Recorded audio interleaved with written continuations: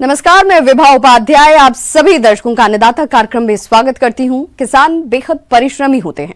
वे खेतों में जी तोड़ मेहनत करते हैं, जो अनाज, फल और सब्जियां उगाते हैं। हमारे देश की अर्थव्यवस्था का लगभग समूचा भार इन्हीं के कंधों पर है। ऐसे ही भारतीय किसानों को खेती बाड़ी से जुड़ी हुई बहुत सी नई, रोचक और लाभकारी जानकारियां देने के लिए हर रोज सुबह हम आपके साथ होते हैं। तो चलिए, कार्यक्रम शुरू करने से पहले देखते हैं क्या है अन्नदाता के आज के कार्यक्रम में।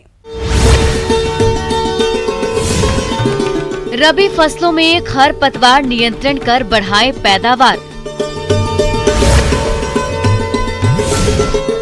बेल के बाग में जरूरी कार्य करके लें अधिक फलोत्पादन।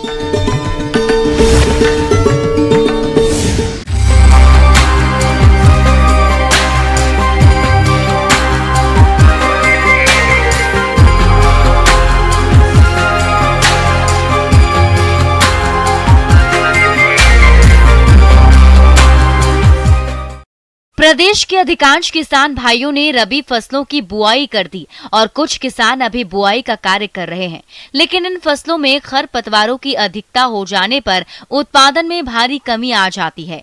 तो इस समस्या को देखते हुए आप खरपतवारों की रोकथाम के लिए कौन कौन से उपायों को अपनाएं, इस बारे में जानकारी दे रही हैं डॉक्टर शीला बाड़ला।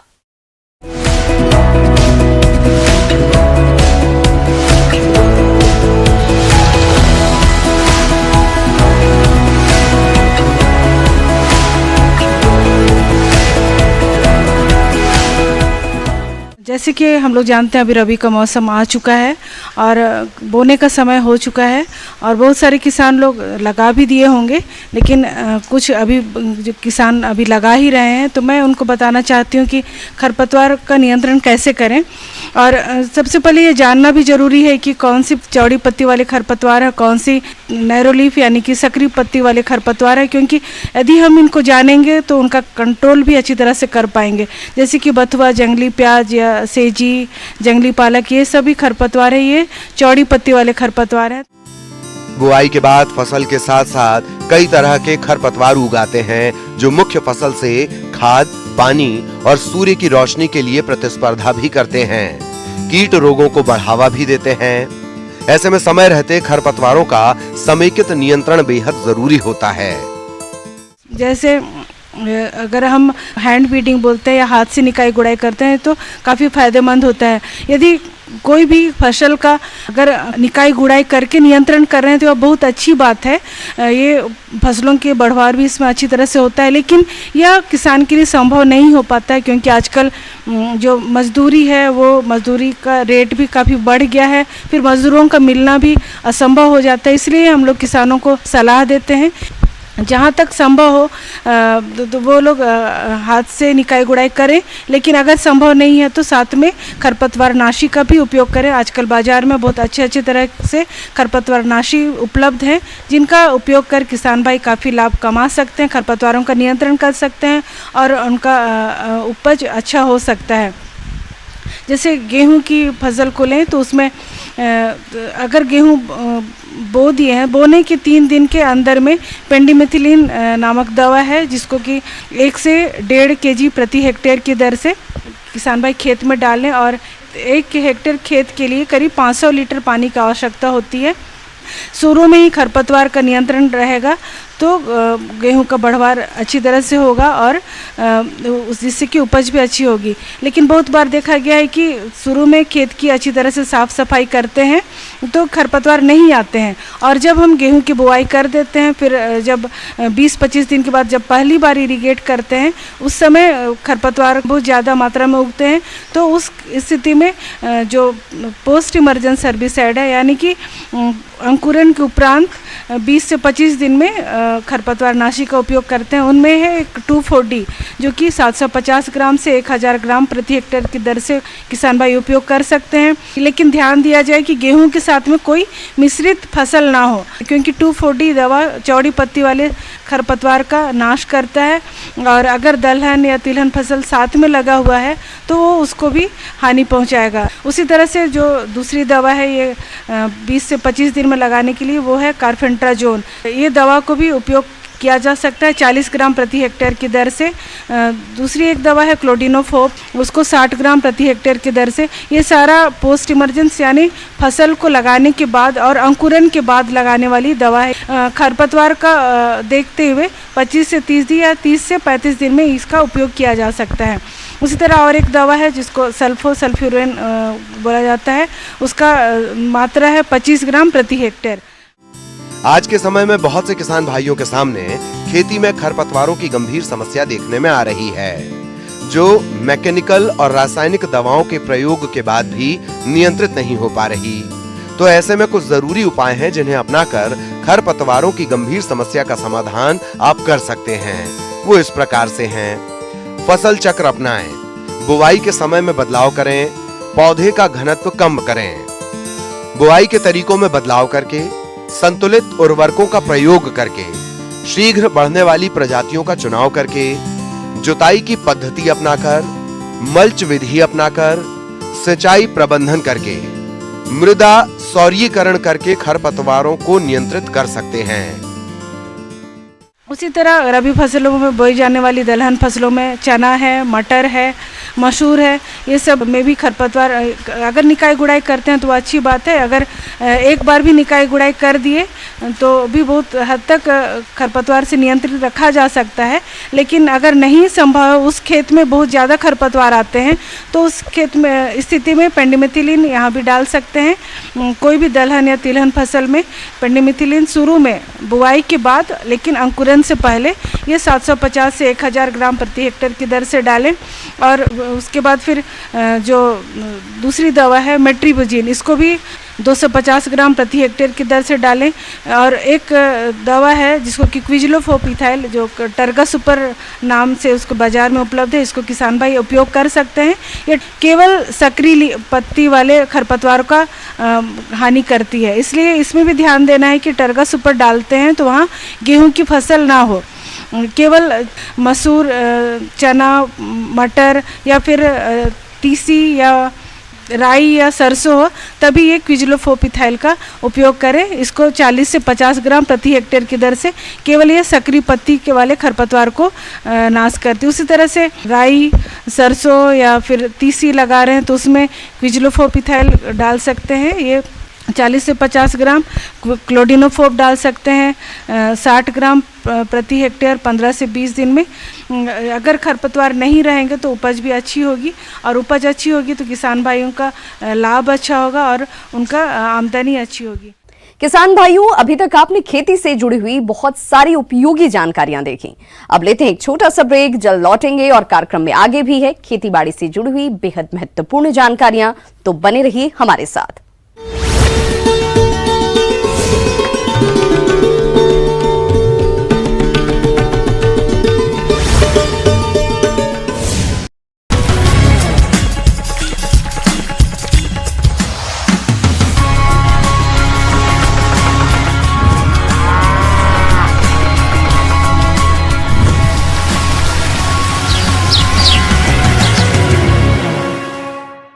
ब्रेक के बाद आप सभी दर्शकों का अन्नदाता में एक बार फिर से स्वागत है। चलिए रुक करते हैं अपनी अगली कड़ी की ओर।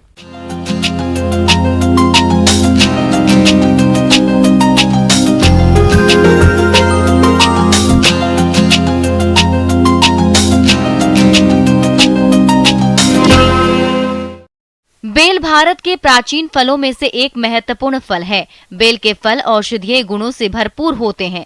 बेल का जूस पीना काफी लाभकारी है। इन सभी लाभों को देखते हुए जिन किसानों ने बेल के बाग लगा रखे हैं, वे किसान इनसे अधिक फलों की प्राप्ति के लिए कौन कौन से कार्य को करें, आइए जानते हैं कृषि महाविद्यालय कोटपुतली के डॉक्टर दिनेश यादव से।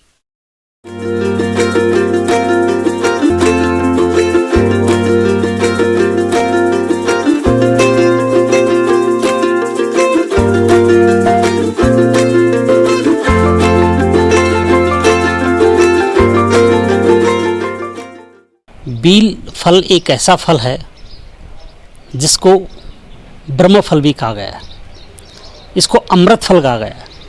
इसका जो मुख्य लॉजिक अमृत फल होने का यही है कि इसमें जो विटामिन B2 होता है, जिसको राइबोफ्लेविन भी कहते हैं, वो बहुत ज़्यादा मात्रा में पाया जाता है। इसकी 100 ग्राम जो पल्प होता है उसमें 1191 मिलीग्राम पर 100 ग्राम पल्प के हिसाब से पाया जाता है। और आज के युग में जो अपने जंक फूड खा रहे हैं या केमिकल युक्त खाना ज़्यादा ले रहे हैं, उसमें विटामिन जो B2 है उसका बहुत ज़्यादा महत्व है। बागवान भाइयों, बेल के बाग लगा देने से मात्र अधिक फलोत्पादन नहीं मिलेगा, बल्कि इसके लिए बाग में समय समय पर समसामयिक कार्यों को करना होगा, तभी आपको बेल के पौधों से अधिक फलों का उत्पादन मिलेगा। ये ऐसा एक फल है जो सबसे ज़्यादा पेड़ पे टिका रहता है। इसके लगभग 9 जो फूल आने के बाद में 9 से 11 महीने तक ये पेड़ पे रहता है। तो पेड़ में अगर पेड़ के आसपास सूक्ष्म तत्व की कमी है तो फल फटना शुरू हो जाता है, जिसमें मुख्य रूप से बोरोन तत्व की कमी है तो फल फट जाएगा। या पानी की जो उपलब्धता है या सिंचाई कर रहे हैं उसमें अनियमितता है, उससे उसकी वजह से भी फल फट जाता है। तो अपने को निश्चित एक अंतराल पे इस पेड़ में पानी देता रहना चाहिए। और जो माइक्रोन्यूट्रेंट है जिसमें मुख्य रूप से बोरोन है उसको बेसल डोज में भी दे सकते हैं और उसको 0.4% का घोल बना के छिड़काव कर देना चाहिए, जिससे बीज जो फटने की समस्या है वो नहीं के बराबर रहती है। किसान भाइयों, फलों के गिरने के कई कारण हैं। यदि आप फलों के गिरने के कारणों का पता लगा लेंगे और सही समय पर इसके निदान के लिए उचित कदम उठा लेते हैं तो इससे होने वाली हानि से बच सकते हैं। बेल में सबसे ज़्यादा जो समस्या आती है फूल झड़ने की आती है। एक तो इसका कारण होता है प्राकृतिक कारण भी हो सकता है, जैसे विंड स्ट्रॉम आ गया, आंधी आ गई, ज़्यादा एकदम टेम्परेचर हो गया, उसकी वजह से भी वो फूल झड़ सकता है। लेकिन अपने को उसका मैनेजमेंट ठीक से करेंगे तो निश्चित रूप से जो फूल है वो कम झड़ेगा। मैनेजमेंट का तात्पर्य यह है कि उसको जब फूल आता है उसके पहले ही अपने उसमें गोबर की खाद डाल दें। बेल पत्र में गोबर की खाद डालने का समय एक तो बरसात का मौसम होता है जुलाई में, या उसको फिर फरवरी मार्च में भी डाल सकते हैं। उसमें जैसे सड़ी हुई गोबरी खाद प्रति जो मेच्योर पौधा है, मेच्योर पौधे का मतलब हुआ उसकी उम्र 5 साल से अधिक है, तो उसमें अपने को 40 से 50 किलो, और 10 साल से अधिक पौधा है तो उसमें 70 से 80 किलो सड़ी हुई गोबर की खाद तने को छोड़ के, और जो रिंग सिस्टम होता है, बेसिन सिस्टम इरिगेशन, उसमें अपने को एप्लीकेशन करना पड़ता है, देना पड़ता है। और इसी के साथ जो अपना सुपर फास्फेट के रूप में जब फास्फोरस देंगे, यूरिया देंगे, इसमें 500 ग्राम यूरिया की ज़रूरत पड़ती है, तो 500 में से आधा यूरिया अपने बेसल एप्लीकेशन पे देंगे, बाकी जो बचा हुआ यूरिया अपने सितंबर अक्टूबर के मंथ में देते हैं। माइक्रोन्यूट्रिएंट प्रति पौधा 50 से 100 ग्राम एप्लीकेशन कर देते हैं। और इसका छिड़काव जो माइक्रोन्यूट्रिएंट होता है पानी वाला, जिसको लिक्विड बोलता है, 15 लीटर पानी में 60 ml डाल के उसका छिड़काव करेंगे तो निश्चित रूप से वो फल फूल झड़ने की समस्या कम आएगी। एक हार्मोन आता है नेप्थलिन एसिटिक एसिड, जिसको NAA बोलते हैं, उसको 15 लीटर पानी में 4 ml डाल के उसका छिड़काव करेंगे तो इस समस्या से जो फल फूल झड़ने की समस्या है उससे अपने को निश्चित रूप से निजात मिलेगी। और नियमित रूप से सिंचाई करते रहना चाहिए। अगर इसमें सिंचाई में गैप दे दिया आपने, बहुत दिन तक सिंचाई नहीं की, तो फल फटने की फिर समस्या आ जाती है। बूंद बूंद सिंचाई है आपके पास तो एक निश्चित अंतराल पे सिंचाई करते रहना चाहिए। बेल के पौधों में कीट रोगों का प्रकोप बहुत ही कम होता है और यदि किसी प्रकार की समस्या दिखाई दे तो इनके नियंत्रण के लिए दवा का छिड़काव कर सकते हैं और अधिक फलों का उत्पादन ले सकते हैं। बेल में एक समस्या और आ जाती है, इसका जो तना है वो खराब हो जाता है। तो बरसात जैसे ख़त्म हो जाती है उस समय तने के ऊपर बोर्डो पेस्ट लगा दें। बोर्डो पेस्ट नहीं लगा रहे हैं तो उसमें जो घरों में चूना का जो अपने पुताई, जिसको वाइट वॉशिंग बोलते हैं, वाइट वॉशिंग जैसा घोल बना लें और उसमें नीला थोथा डाल दें और एक रसायन डाल दें। इन तीनों को अपने इसमें जो मेन स्टेम होता है उस स्टेम के ऊपर पुताई करने से जो कैटरपिलर लगता है, इसका बार कैटरपिलर लगता है, वो नहीं लगता है और जनरली इसमें ज़्यादा बीमारियां आती नहीं है। तो इस तरह से अपना निश्चित रूप से प्रबंधन करेंगे तो बील ज़्यादा लगेगा। इसमें पत्ती वाला कोई धब्बा रोग है या बैक्टीरिया स्पॉट डिजीज लग गया तो उसमें एक निश्चित दवाइयाँ आती है, उनका आप छिड़काव करें और इस तरह से अपने को अधिक मुनाफा मिल सकता है। आगे और भी है खेती बाड़ी से जुड़ी हुई बहुत सी रोचक जानकारियां, पर यहां रुकेंगे एक छोटे से ब्रेक के लिए, जल्द होंगे हाजिर।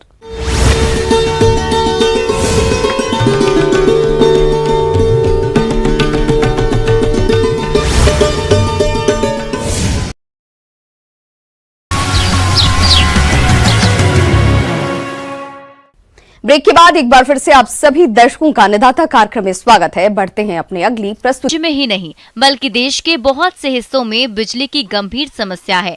समय पर बिजली नहीं रहने से किसान अपनी फसलों में सिंचाई नहीं कर पाते हैं। इसके साथ ही बिजली का बिल भी अधिक आता है। तो किसान भाइयों, आपकी इन सभी समस्याओं का सबसे अच्छा समाधान है सोलर पावर, जिसे किसान लगवाकर बिजली की समस्या से छुटकारा पा सकते हैं। साथ ही फसल की समय पर सिंचाई करके अच्छी पैदावार भी ले सकते हैं। तो सोलर पावर पर जानकारी के लिए देखिए हमारी ये खास रिपोर्ट।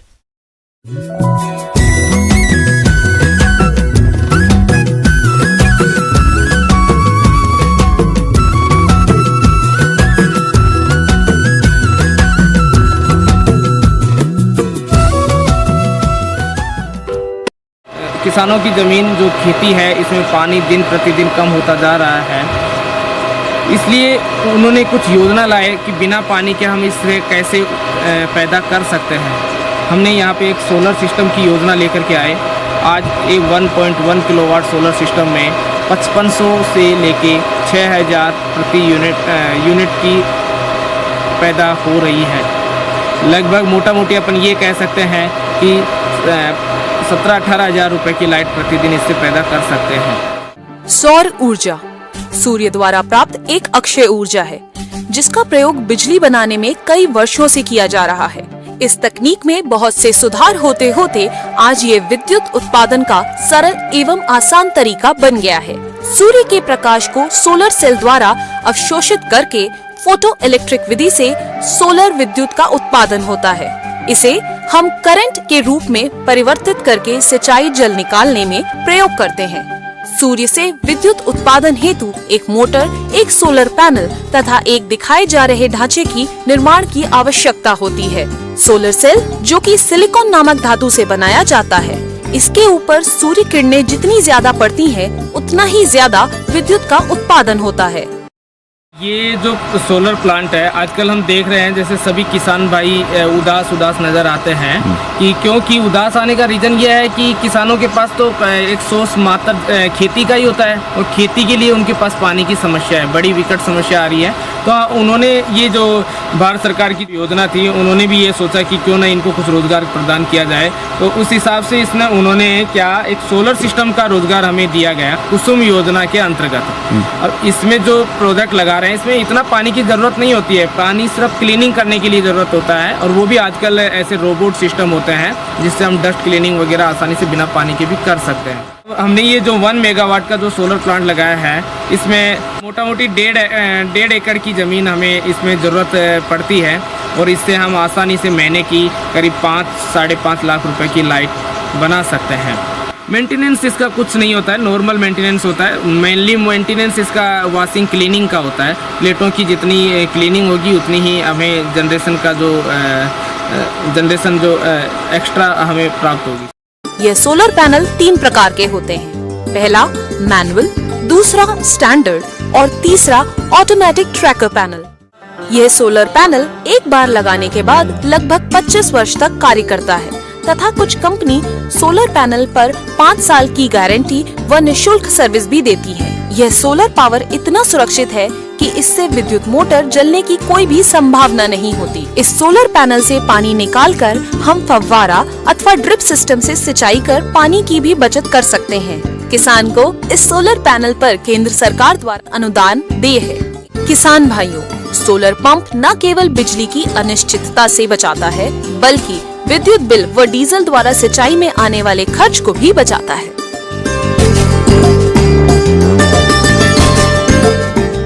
ये जो हमारा जो प्रोजेक्ट लगा हुआ है, ये एक ग्रीन एनर्जी है। इसमें कोई किसी प्रकार का कोई पोल्यूशंस वगैरह नहीं, कोई नॉइज पोल्यूशन है, नहीं कोई एयर पोल्यूशन होता है, नहीं कोई साउंड पोल्यूशन होता है। बिल्कुल क्लीन एंड ग्रीन एनर्जी हमें इससे प्राप्त होती है। न किसी प्रकार का कोई करंट वगैरह का ऐसा सिस्टम लगा होता है कि कहीं कोई डेंजर्स वगैरह होते हैं हमें। ये इसका ऐसा कुछ कोई मेंटेनेंस भी नहीं होता है और न ही कोई बहुत सारे स्टाफ्स की इसमें वर्करों की ज़रूरत होती है। प्लांट एक बार लगने के बाद सिर्फ और सिर्फ इसमें एक आदमी की ज़रूरत होती है जो इसका साफ़ सफाई कुछ कर सके, जैसे प्लेटों की वॉशिंग वगैरह। इसके अलावा कोई मेंटेनेंस इसमें नहीं होता है। मेरा तो यही कहना है कि किसान भाइयों को, जिस भाई के पास भी अगर कोई बंजर ज़मीन है, उसमें एक तरीके से हम यूँ कह सकते हैं कि सोना उपजा सकते हैं ये प्लांट लगा करके, और उससे हम कई लाखों करोड़ों रुपए की बिजली पैदा करके उससे पैसे काफ़ी बेहतरीन उसमें कर सकते हैं।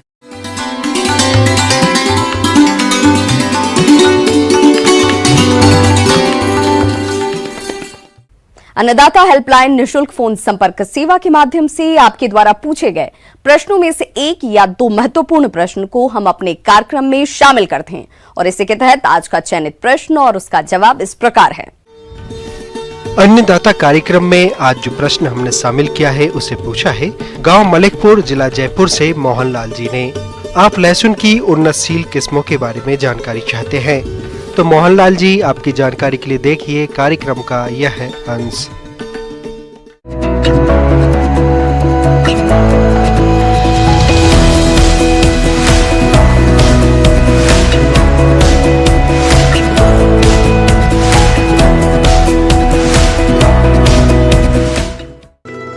किसान भाइयों, लहसुन एक बहुत ही महत्वपूर्ण मसाला वाली फसल है। इसका प्रयोग मसाले के रूप में किया जाता है। इसमें एक वाष्पशील तेल पाया जाता है जिसका प्रयोग विभिन्न प्रकार की बीमारियों को ठीक करने में किया जाता है। लहसुन में कार्बोहाइड्रेट, प्रोटीन, फास्फोरस, कैल्शियम आदि प्रचुर मात्रा में पाई जाती है। इसका प्रयोग प्रतिदिन के भोजन के अतिरिक्त विभिन्न प्रकार के प्रसंस्कृत उत्पाद जैसे लहसुन का अचार, लहसुन की चटनी, लहसुन का पाउडर तथा लहसुन पेस्ट आदि बनाने में भी किया जाता है। इसीलिए लहसुन की मांग वर्ष भर रहती है, जिससे अच्छा खासा मुनाफा किसान कमा सकते हैं। किसान भाइयों, लहसुन की खेती में एक बहुत महत्वपूर्ण पहलू है उन्नत किस्मों का चयन। लहसुन की उन्नत किस्में इस प्रकार से हैं। एग्रीफाउंड सफेद, ये सफेद रंग के छिलके वाली किस्म है। इसके एक कंद में 20 से 25 कलियां होती हैं। ये लगभग 100 से 125 दिनों में तैयार हो जाती है। इसकी औसत उपज 120 से 130 कुंतल प्रति हेक्टेयर होता है। यमुना सफेद 1, ये सफेद एवं मध्यम आकार वाली किस्म है। इसके एक कंद में 25 से 30 कलियां होती हैं। इसके 1 हेक्टेयर क्षेत्रफल से लगभग 150 से 175 कुंतल तक उपज प्राप्त होती है। 1 हेक्टेयर क्षेत्रफल में लहसुन की बुआई के लिए 400 से 500 किलो स्वस्थ कलियों की आवश्यकता होती है। लहसुन के सफल उत्पादन में पोषक तत्वों का बहुत ही महत्वपूर्ण योगदान होता है। खाद और उर्वरकों का प्रयोग मृदा जांच रिपोर्ट के अनुसार करनी चाहिए। लहसुन में जड़ के अच्छे विकास और मिट्टी जल संरक्षण क्षमता बढ़ाने के लिए 250 से 300 क्विंटल गोबर की सड़ी खाद बुआई से 15 दिन पूर्व ही खेत में अच्छी तरह से मिला दें। इसके अलावा यूरिया 200 किलोग्राम और single super phosphate 375 kilogram, muriate और पोटास 150 किलोग्राम प्रति हेक्टेयर की दर से देना उपयुक्त होता है। प्रदेश के जो किसान भाई बड़े पैमाने पर लहसुन की खेती करना चाहते हैं, वे प्लांट यंत्र तथा सीड ड्रिल यंत्र से कम समय में समान दूरी और गहराई पर आसानी से उर्वरकों और बीजों की बुआई हो जाती है।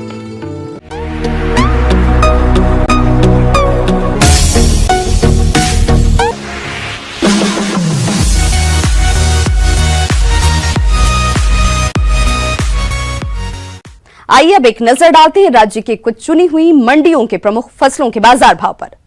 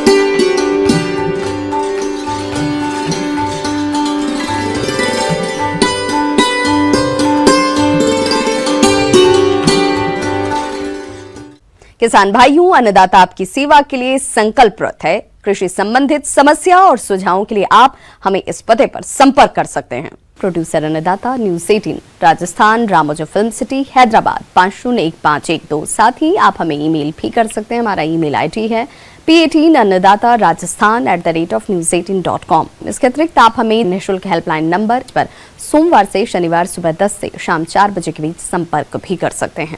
किसान भाइयों, अब समय हो रहा है आपसे विदा लेने का, तो हमारी अन्नदाता टीम को दीजिए इजाजत। कल फिर से होगी आपसे मुलाकात कृषि संबंधित कुछ और महत्वपूर्ण जानकारियों के साथ। नमस्कार।